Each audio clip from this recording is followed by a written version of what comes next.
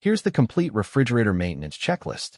Do this every 6 months, and your fridge can last 15 to 20 years. Task 1. Clean the condenser coils. Pull the fridge out or remove the kick plate at the bottom front. Vacuum all dust and debris off the coils. This is the single most impactful maintenance task. Task 2. Check the door gaskets. Look for cracks, tears, or gaps. Do the dollar bill test. Close the door on a dollar bill. If you can pull it easily, the gasket needs attention.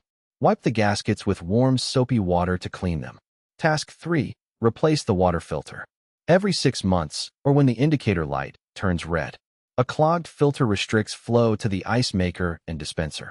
Task 4. Clean the drain pan. Under most fridges, there's a drip pan that collects condensation. Pull it out, wash it with soapy water, and replace it. Task 5. Clear the defrost drain. Inside the fridge compartment at the bottom back, there's a small drain hole. If it clogs, water pools in the bottom of the fridge. Clear it with a turkey baster of warm water. Task 6. Set the right temperature. 37 degrees for the fridge. 0 degrees for the freezer. Check with the thermometer.